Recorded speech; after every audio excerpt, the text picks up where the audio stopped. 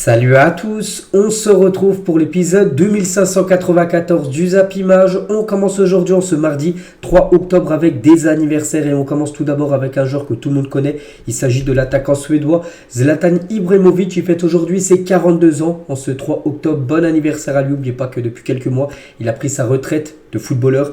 Donc bon anniversaire bien sûr à ce joueur, cette légende du football. Des autres joueurs fêtent leur anniversaire aujourd'hui comme Kepa Arrizabalaga, le gardien du Real Madrid. Il fête aujourd'hui ses 29 ans. Iheanacho, l'attaquant de Leicester, à une équipe de deuxième division anglaise, il fête aujourd'hui ses 27 ans. Ou Tati Castellanos, il fête aujourd'hui ses 25 ans. L'attaquant de la Lazio se souvient de son quadruplé contre le Real Madrid la saison dernière avec Girona. Il y a aussi Khalil Bilal Touré, les gars, le joueur de l'Atalanta Bergame, l'ancien joueur de Reims, ça fête aujourd'hui ses 22 ans. On n'oublie pas aussi les gars, en ce 3 octobre, donc il y a 2 ans, jour pour jour, c'était le 3 octobre 2021, et on apprenait la disparition de Bernard Tapie. Et quel palmarès, il a avec l'OM à 4 titres de champion de France, une Coupe de France et une Ligue des Champions, bien sûr. 1993, c'était lui qui était le président, certainement le plus grand président de l'Olympique de Marseille. On n'oublie pas, bien sûr, on pense fort à Bernard Tapie. On continue, on va parler maintenant de ce qui s'est passé hier lundi dans les gros championnats en Europe. Vous savez que souvent le lundi, il y a toujours des matchs pour finir les journées. Donc Fulham contre Chelsea pour finir cette journée de la 7e journée du côté de la Première Ligue. Et c'est Chelsea qui s'est imposé, c'est un derby. N'oubliez pas que Fulham et Chelsea sont dans la ville de Londres. Et c'est Chelsea qui s'impose. On sait que c'est plutôt rare en ce début de saison de voir Chelsea vainqueur. Donc 2-0, donc Mudryk et Broja ont été les deux buteurs côté Chelsea. Donc but coup sur coup en première période, ils ont marqué 2 buts très rapidement, puis après le score n'a plus bougé. Donc les stats de la partie, donc c'est quasiment les mêmes stats. Bon, Chelsea un tir et un tir cadré de plus, et du coup voilà, c'est eux qui ont été plus efficaces que l'équipe de Fulham. Et Chelsea retrouve des couleurs, parce que Chelsea, on sait que depuis le début de saison c'était très compliqué. Chelsea n'avait plus gagné depuis le 25 août dernier en première ligue, c'était contre l'équipe de Luton Town, leur dernière victoire, une équipe en plus promue. Et sinon il y a eu quelques nuls et surtout beaucoup de défaites, et ça y est, il regoute enfin la victoire quand on voit tout l'argent investi dans cette équipe. C'est plutôt logique quand même qu'ils arrivent à de temps en temps s'imposer en première ligue. Donc on est content bien sûr pour cette équipe qui relève un petit peu la tête. Et on va parler de Mudryk. Donc 22 matchs après, Mudryk fait enfin filoche avec Chelsea. C'est vrai que depuis son arrivée, il n'avait toujours pas inscrit le moindre but du côté de Chelsea. Ça faisait 22 matchs. Et ça y est, enfin buteur Mudryk du côté de Chelsea. Donc lui aussi, on est content pour lui. N'oubliez pas qu'il a été acheté quand même 100 millions d'euros par Chelsea. Il a fallu attendre 22 matchs pour le voir buteur du côté des Blues.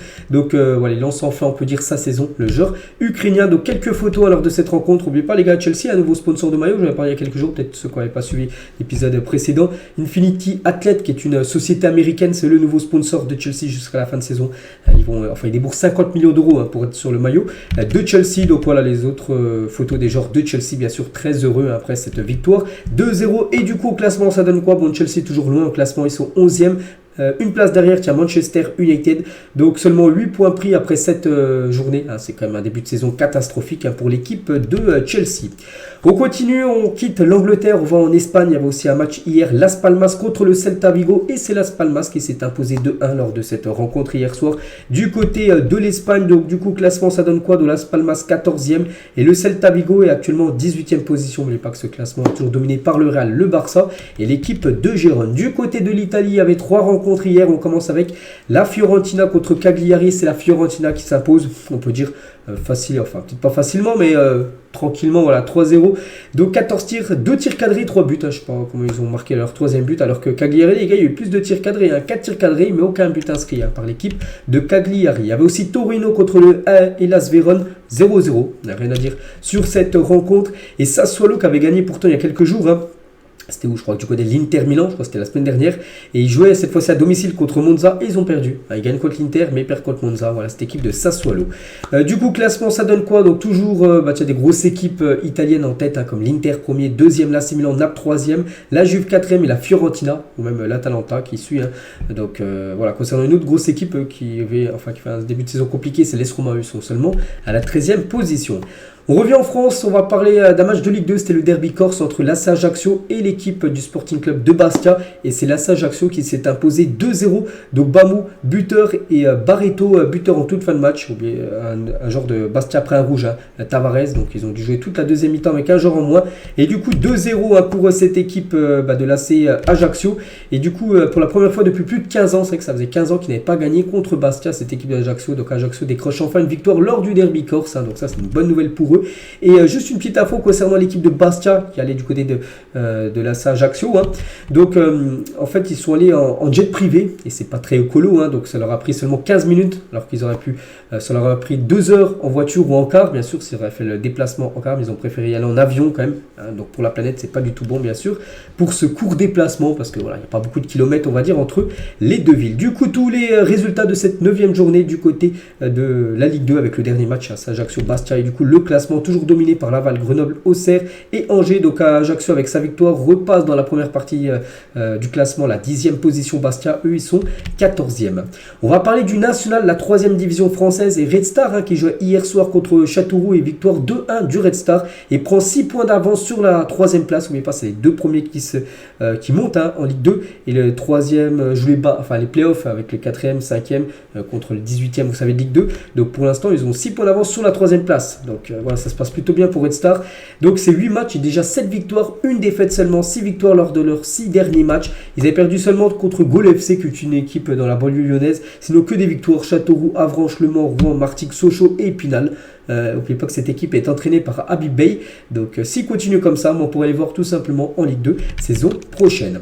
On quitte l'Europe direction l'équipe de Al Nasser, l'Arabie Saoudite, parce qu'Al Nasser jouait un match de Ligue des Champions asiatique hier. Il jouait contre Istiklal. Donc je sais même pas c'est dans quel pays, c'est en Tadja, je sais pas, je vais pas dire de bêtises. Bref, je sais juste qu'Al Nasser s'est imposé 3-1 et que Ronaldo a été buteur, Cristiano Ronaldo, donc Talisca doublé et Cristiano Ronaldo buteur. Donc ils perdaient 1-0 l'équipe de Al Nasser et en l'espace de combien 11 minutes, ils ont marqué 3 buts. Donc Ronaldo 66, Talisca 72 et Talisca 77. Voilà, 11 minutes de jeu, ils ont fait leur retard, ils ont gagné le match 3-1. Bon après ils ont totalement dominé cette équipe qui réalisait le hold-up parfait. Donc 27 tirs pour Al Nasser, 10 tirs cadrés, 3 buts inscrits. Donc l'équipe visiteuse, c'était seulement 2 tirs cadrés, dont un but qu'ils ont marqué. Et ils ont pu penser prendre les points, mais non, bien sûr Al Nasser a su s'imposer. Et pour revenir les gars sur Ronaldo, Ronaldo 38 ans est toujours au top bien sûr. Donc premier but dans la Ligue des Champions asiatiques pour lui. On sait que dans la Ligue des Champions européenne, donc c'est lui le meilleur buteur, meilleur passeur, peut-être le meilleur joueur de l'histoire de la LDC en Europe. Et là c'est son premier but inscrit dans la Ligue des Champions asiatiques pour Cristiano Ronaldo. On est très content pour lui. Et ça fait 31 buts avec son nouveau club pour le Portugais depuis le 30 décembre dernier où il a rejoint officiellement cette équipe de Al Nasser. Déjà 31 buts inscrits par Cristiano Ronaldo du côté de son nouveau club. Donc on est content bien sûr. Pour Ronaldo ça se passe très très bien actuellement pour lui. Et les supporters d'Al Nasser ce soir, ils avaient tous un masque lors de cette rencontre bien sûr, gagné par l'équipe. On va parler de l'équipe de Al Ittihad qui devait jouer également un match de Ligue des Champions asiatiques. Donc le match ne s'est pas joué. Pourquoi? Donc les Saoudiens d'Al Ittihad, où joue par exemple Benzema, Kanté ou même Fabinho, ont refusé de disputer un match de Ligue des Champions asiatiques, donc cela dit hier en Iran, en raison de la présence d'une statue à caractère politique posée au bord du terrain. Donc c'était contre c'est pas une équipe iranienne. Du coup ça s'est pas joué. Pourquoi? Parce que le buste représentant Soleimani, un général iranien mort en Irak lors d'une frappe de drone des États-Unis en 2020, Al Ittihad n'est pas venu sur le terrain à cause d'éléments politiques qui n'ont rien à voir avec le foot. Donc regardez où il y a la petite flèche là, la flèche blanche, on peut voir ce buste. Et du coup c'est pour ça qu'ils ont refusé de jouer, l'équipe de Al Ittihad. Le match devait se jouer hier, donc je sais pas s'il va se rejouer, il va être rejoué aujourd'hui ou plus tard, j'en sais rien, mais voilà, une chose qui n'a pas été disputée hier. On revient en Europe, on va parler cette fois-ci de la Ligue des Champions européenne et c'est le retour dès ce soir avec aussi demain soir. Donc voici les 16 affiches pour les matchs de poule pour cette deuxième journée. Donc aujourd'hui il y a 8 affiches, demain il y aura 8 autres. Donc on va parler seulement bien sûr des matchs du jour. Donc au programme aujourd'hui, donc 2 matchs à 18h45. N'oubliez pas les gars, j'ai donné tous mes pronos. Peut-être ceux qui veulent avoir mes pronos, c'est dans la dernière vidéo hier soir que j'ai sorti sur les pronos là et de demain. Donc 2 rencontres à 18h45 et le reste des matchs, les 6 autres affiches à 21h ce soir. Donc il y a une équipe française qui joue, c'est l'équipe de Lens qui reçoit Arsenal. Il y a des gros matchs comme Manchester, Galatasaray, Naples contre le Real Madrid, Inter, Benfica, le Bayern ira défier l'équipe de Copenhague. Donc voilà, on parlera bien sûr, je parlerai de tous les résultats demain bien évidemment, mais nous on va parler de l'équipe de Lens et la une du journal L'équipe aujourd'hui, chicoter les premiers parce qu'Arsenal est actuellement leader. N'oubliez pas qu'Arsenal avait gagné 4-0 le premier match contre le PSV, ils ont gagné 4-0 aussi il y a quelques jours là contre Bournemouth en championnat. Donc voilà, ils sont premiers, Lens avait fait un partout contre Séville, donc c'est pour ça il faudrait essayer de gêner les premiers de ce groupe.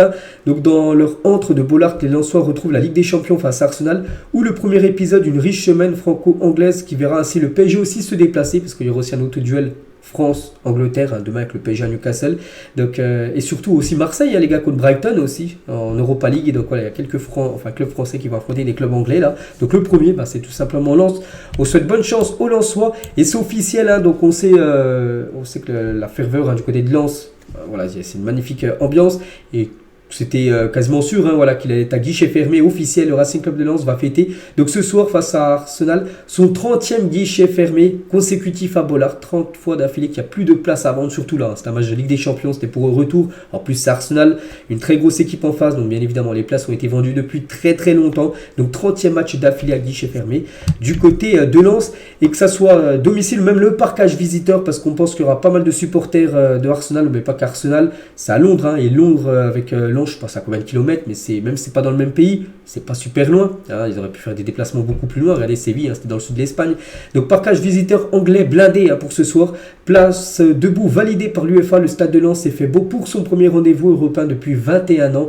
Son 30e match à guichet fermé de rang. Donc voilà, ce soir ça va être une magnifique ambiance du côté du stade Bollard. Concernant l'équipe de Arsenal, donc ils devaient prendre l'avion hier à 19h pour venir du côté de Londres. En plus, il n'y a pas beaucoup de trajets entre entre Londres plutôt et Lens. Donc l'avion des joueurs d'Arsenal en direction de Lens est bloqué à Londres pour mauvaises conditions météorologiques. Il n'a pas pu en gros décoller à cause du temps. Je sais pas, il faisait pas super bon. Bref, donc la conférence du coup de presse de Mikel Arteta, coach des Gunners, c'est du coup annulée. C'est pour ça qu'il n'y a rien à dire sur Mikel Arteta vu qu'il n'a pas fait de conférence de presse. Donc là ils sont bien sûr en France, les joueurs de Arsenal, mais ils n'ont pas pu venir hier soir. On va parler de Florian Sotoka.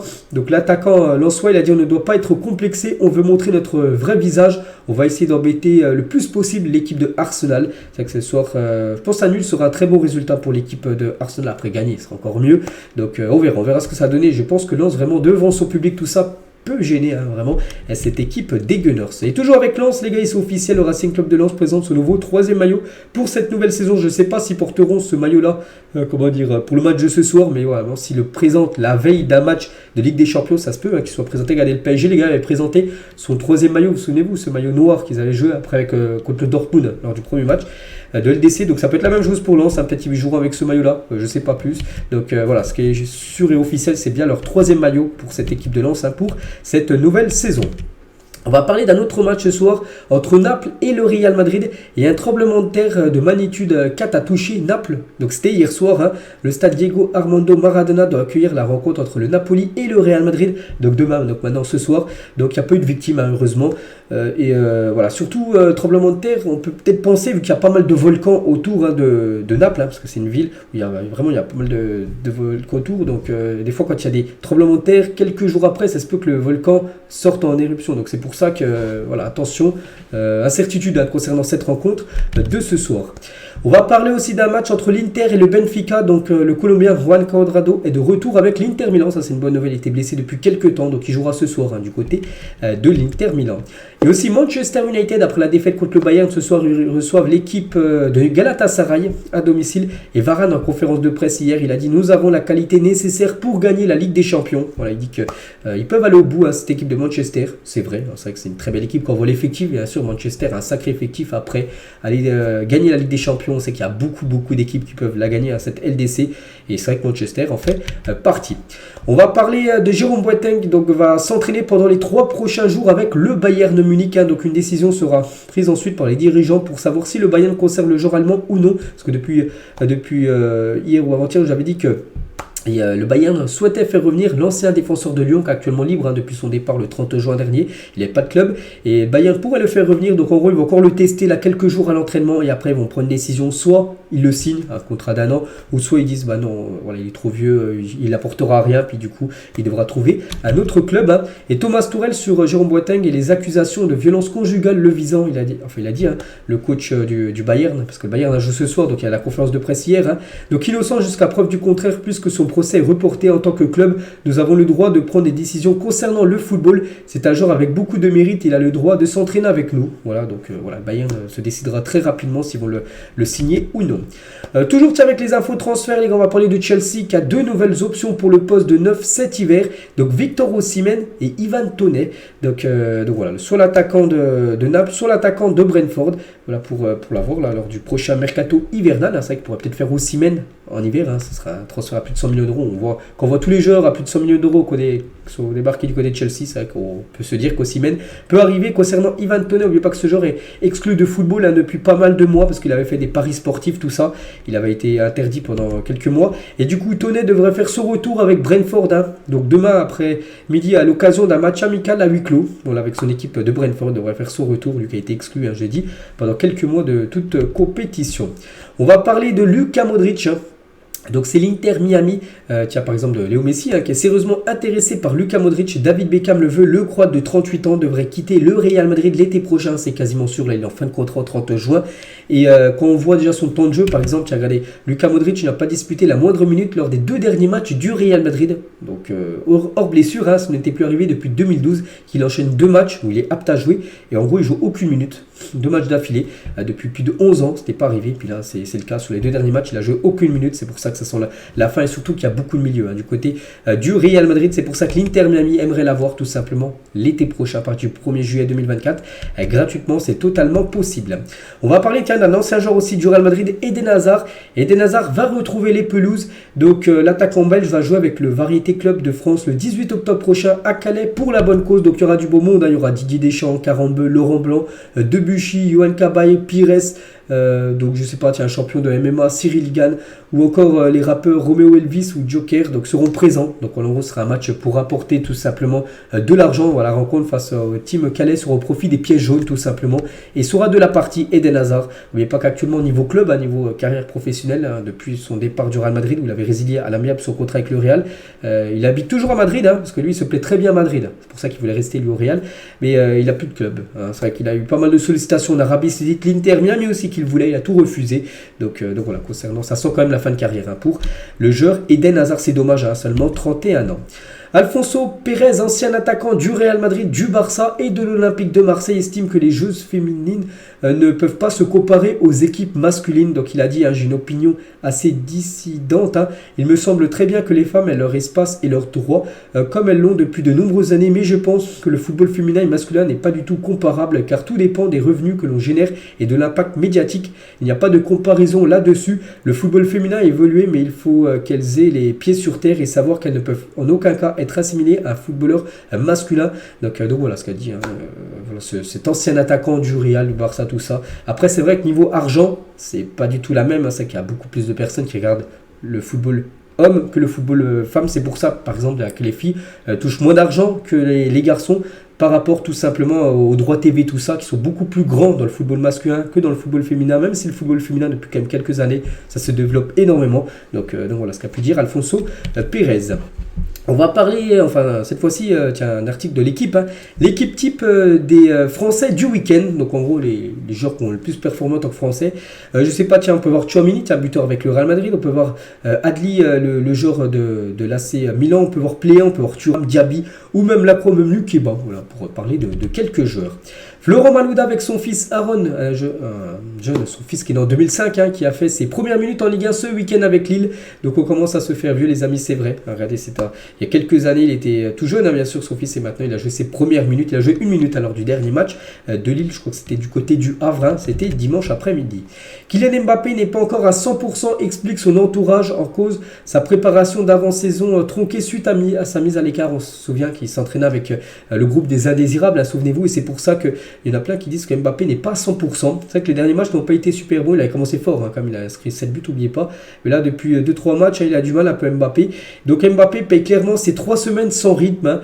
Donc l'enchaînement des matchs lui permettra de se rapprocher de sa meilleure forme. Donc voilà, petite info concernant Mbappé. Donc il jouera demain, bien sûr. Enfin, on espère pour lui contre Newcastle. Et on espère qu'il fera un gros match, l'attaquant français.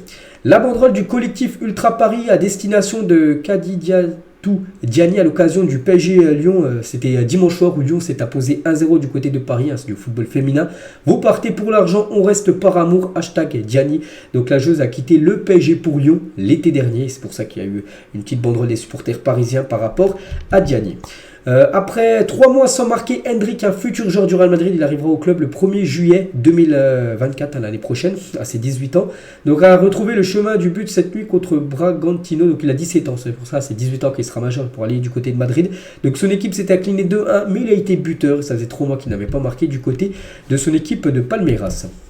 On va parler de Thibaut Courtois à propos de Kepa. Hein. Kepa, tiens, qui fête son anniversaire aujourd'hui, 29 ans. Donc actuellement, c'est le gardien numéro 1 du Real Madrid. Sera certainement dans les cages du Real ce soir contre Naples. Hein. Et Courtois, il a dit, hein, Courtois blessé jusqu'à la fin de la saison. Je pense que Chelsea a fait une erreur avec ce gars. C'est un excellent gardien qui est très fort. Je n'ai aucun doute qu'il fait actuellement partie des 5 meilleurs gardiens du monde. Hein. Voilà le très beau message même de Thibaut Courtois par rapport à son remplaçant, hein, le gardien Kepa Arrizabalaga. On va parler de Rennes convoqué par la commission de discipline après des chants homophobes visant Nantes. Donc on sait que là souvent, enfin c'est pas souvent, il y a eu déjà problème avec lors du match PSG-Marseille, fin de match, hein, avec les 4 joueurs parisiens qui sont convoqués jeudi, tiens après-demain c'est le 5 octobre, donc c'est après-demain par la commission de discipline où ils pourraient être suspendus. Bah, la même chose les gars pour Rennes, hein. Donc suite à des chants homophobes entonnés, donc c'était avant-hier soir lors du match contre Nantes, hein. Rennes est convoqué par la commission de discipline de la LFP ce jeudi.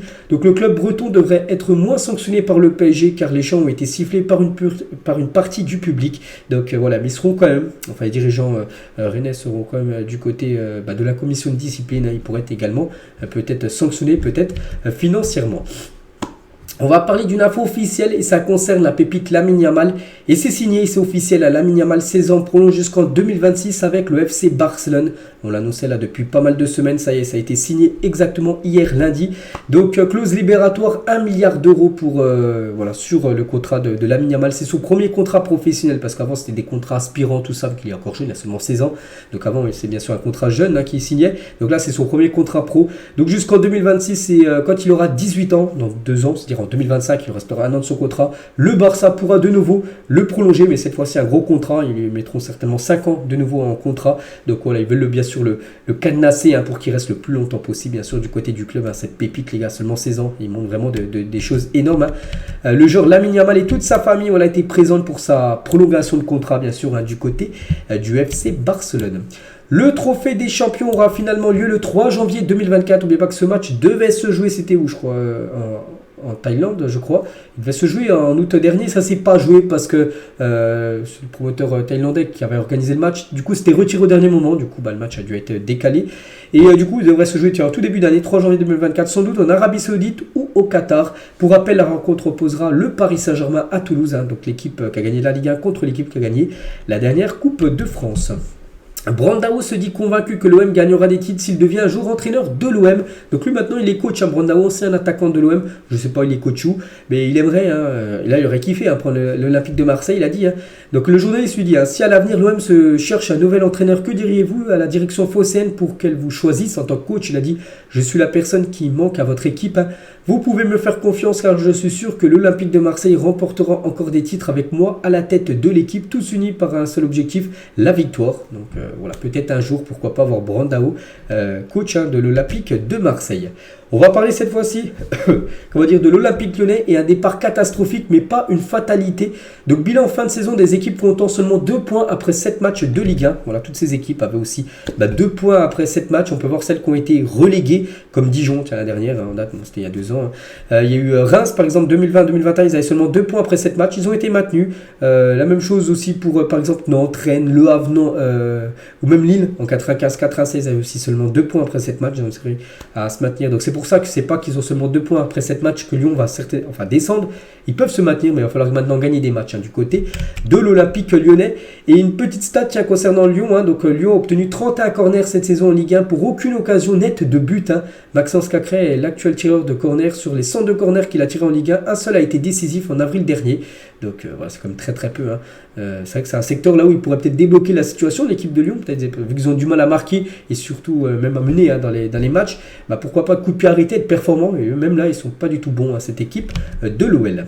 Et Christophe Dugarry sur John Textor et Lyon, il a dit les joueurs sont incapables de faire 3 passes et de gagner un match. Je veux bien que l'on tape sur John Textor. On l'a fait, on le refera. C'est un guignol, voilà ce que peut dire Dugarry.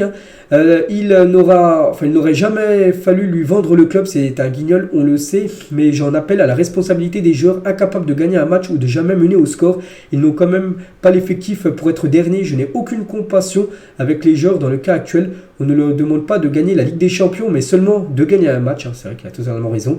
Ils sont les seuls uniques responsables et de conclure, mettez-vous des coups de tête dans le vestiaire s'il faut, mais réagissez. Voilà les mots forts comme de Dugarry sur RMC Sport par rapport à Lyon.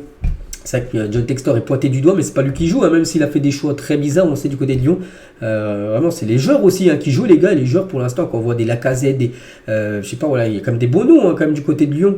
Et de pas gagner un match après 7 matchs, donc voilà, c'est quand même très triste du côté de l'OL. Et toujours avec l'équipe de Lyon, donc la société iconique qui s'est associée à John Textor pour le rachat de Lyon veut se retirer, ça c'est pas du tout une bonne nouvelle. Il demande le remboursement des 75 millions d'euros qui avaient été apportés pour finaliser l'acquisition du club, dans le montant total avoisinant les 800 millions d'euros. Un accord entre les deux associés n'aurait pas été honoré, donc c'est pour ça que cette société qui avait mis de l'argent dans Lyon aimerait récupérer tout simplement son argent parce qu'il ne souhaite plus être dans le projet de Lyon. Donc voilà encore un problème à régler du côté de l'OL.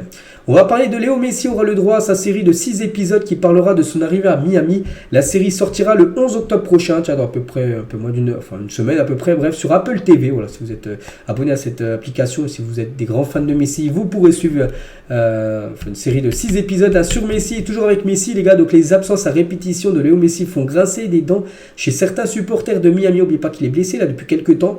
Le club entretient le flou depuis plusieurs semaines sur la véritable nature de la blessure de l'Argentin. Donc depuis un mois, Messi n'a disputé que 36 minutes de jeu, c'est vrai que c'est très peu. Les 30 minutes où il avait joué, il était ressorti sur blessure. Il était déjà blessé avant, il avait joué 30 minutes, c'était reblessé. Et du coup, depuis, il n'a plus rejoué. Donc voilà, délicat actuellement, Léo Messi. Et toujours avec lui, donc un journaliste espagnol, il s'appelle Juanma Rodriguez, sur l'émission El Chiringuito TV, une émission espagnole. Messi fait partie des 30, voire 40 meilleurs de l'histoire. Bon là, des fois ils sont complètement à l'ouest. Messi, les gars, non, il fait pas partie, il est pas entre les 30 et 40 meilleurs. Il est dans le top 3 facilement. Après, chacun le met à sa position. Moi, je mets quand même premier, les gars.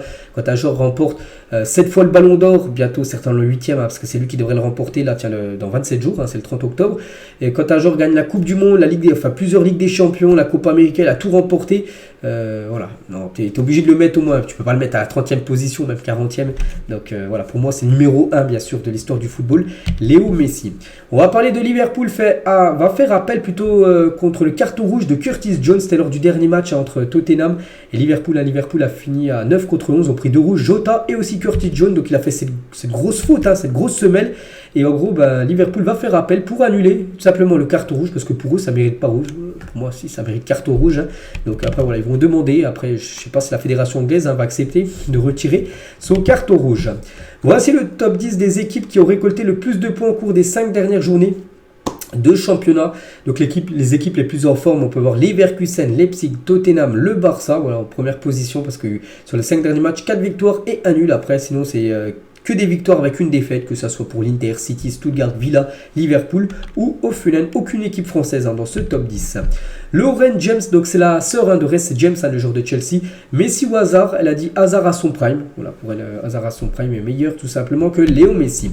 Luis Alberto prolonge avec la Lazio pour 4 saisons supplémentaires, donc bonne nouvelle pour lui. Voilà, donc très bon joueur, un joueur sous-côté, on en parle très peu. Luis Alberto, c'est un très bon footballeur. Quand Messi se chargeait de corriger Manchester City à lui tout seul, c'est un match de Ligue des Champions, Barça City. Bon, le Barça s'est imposé 4-0 contre City. Bon, même si maintenant on pense que City est peut-être meilleur que le Barça, enfin c'est quasiment sûr. Et le Barça à l'époque était bien meilleur que City. Et Messi avait mis un triplé et Neymar l'autre but. Donc du coup, ça avait fait un gros score de 4-0. Zlatan Ibrahimovic, qui fête aujourd'hui son anniversaire. Donc quand j'ai rencontré Pep Guardiola pour la première fois, il m'a dit, souviens-toi, les joueurs ici ne viennent pas avec des Ferrari du côté de Barcelone. Voilà, on reste humble tout ça. Donc qu'est-ce que j'ai fait? Bien sûr, j'ai ramené ma Ferrari à l'entraînement. Voilà, juste pour narguer tout simplement Pep Guardiola. Donc sacré Zlatan Ibrahimovic. on va dire les notes de Jude Bellingham depuis le début de la saison. Donc à chaque fois que c'est bleu, c'est dire qu'il a été élu homme du match. À chaque fois, c'est des grosses notes. 9.3, un but, non, plutôt une passe D, 2 buts en haut à gauche. 8.6, on peut voir 9, on peut voir 8.3, 8.7. Voilà, c'est toujours que des grosses notes pour Jude Bellingham qui sera certainement titulaire ce soir lors du match contre le Napoli. Et on finit les gars cet épisode aujourd'hui. Est-ce le meilleur 11 de la première ligue au 21e siècle, donc depuis l'année 2000 jusqu'à cette année 2023, 23 ans. Est-ce que pour vous, enfin pour ceux qui suivent le championnat anglais depuis longtemps, c'est quasiment la meilleure équipe, on va dire, sur les 23 dernières années, avec Peter Cech au cage. Ashley Cole, défenseur gauche, Terry, Ferdinand, Walker. C'est vrai que la défense est très très lourde. Lampard, Gerrard, Kevin De Bruyne au milieu de terrain et devant Cristiano Ronaldo, ailier gauche, Mohamed Salah, ailier droit et Thierry Henry en attaque. Donc oui, je trouve que cette équipe est très très belle et pour moi, oui, c'est quasiment les meilleurs là sur les 23 dernières années du côté de l'APL. Donc voilà les gars ce qu'on va dire aujourd'hui. J'espère que ça vous a plu. On se retrouve demain les gars. Bien sûr, on parlera de tous les résultats de cette journée de Ligue des Champions. Je vous souhaite un bon mardi. Bonne soirée à vous parce que je pense qu'il y en a beaucoup qui vont regarder la LDC ce soir et à demain.